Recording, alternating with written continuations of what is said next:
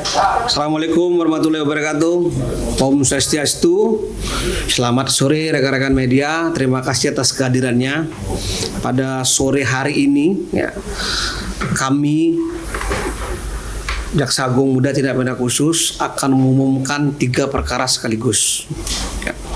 Pertama, terkait dengan perkembangan penanganan perkara bakti Kominfo, kemudian perkara PT Superior Indonesia, dan yang ketiga adalah perkembangan penanganan perkara penetapan tersangka dalam perkara impor garam. Saya akan membacakan satu penanganan perkara, yaitu terkait dengan perkara rajungan daging sapi pada PT Superior Indonesia. Ya. Bahwa perkara ini berdasarkan gelar perkara tanggal 21 Oktober 2022 ya, sudah ditingkatkan ke proses penyidikan. Ini baru penyidikan umum perkara ini ya. Dan saksi-saksi yang sudah diperiksa dalam perkara ini kurang lebih 20 saksi ya, dan sudah melakukan penggeledahan pada tanggal 27 Oktober 2022 dan 28 Oktober 2022 oleh tim penyidik pada Jampisus Kejaksaan Agung, yaitu tempat penggeledahannya antara lain kantor PT Superior Indonesia, ya, kantor PT Asuransi Jiwa Harja Putra, ya.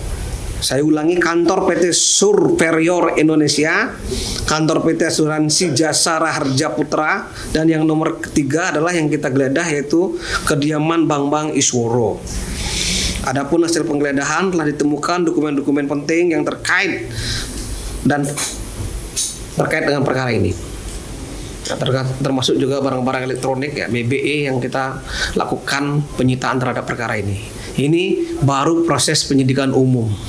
Mudah-mudahan dalam waktu dekat teman-teman penyidik akan meningkatkan perkara ini ke penyidikan khusus. Selanjutnya saya perkenalkan untuk Bapak Dirdik ya, 2 perkara sekaligus beliau akan merilisnya. Silakan Pak Dirdik. Terima kasih Bapak Kapus Penkum. Assalamualaikum warahmatullahi wabarakatuh. Selamat sore rekan-rekan media.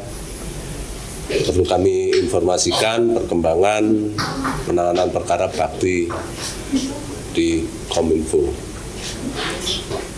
bahwa pada tanggal 28 Oktober 2022 setelah tim penyelidik memeriksa sekitar 60 orang untuk dimintain keterangan, kita menyelenggarakan gelar perkara ekspos, di mana berdasarkan hasil ekspos tersebut diputuskan bahwa telah terdapat alat bukti permulaan yang cukup untuk ditingkatkan ke penyidikan terhadap kasus dugaan tindak pidana korupsi dalam penyediaan infrastruktur base transceiver station atau BTS 4G dan infrastruktur pendukung paket 1, 2, 3, dan 5, 2, 3, 4, dan 5 bakti Kementerian Komunikasi dan Informatika tahun 2020-2022.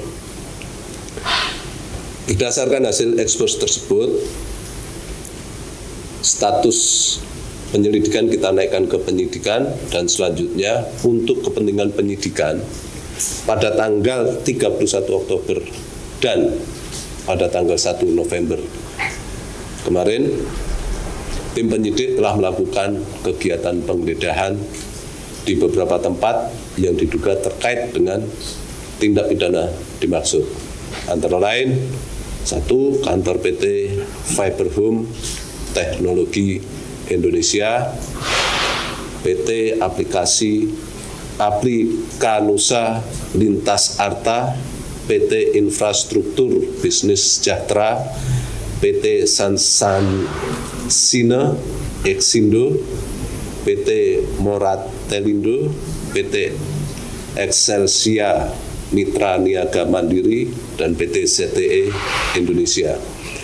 Adapun hasil penggeledahan, kita banyak menemukan dokumen-dokumen penting yang terkait dengan penanganan perkara ini, dan saat ini masih kita dalami dan kita pelajari. Semoga penanganan perkara ini bisa kita selesaikan dengan cepat.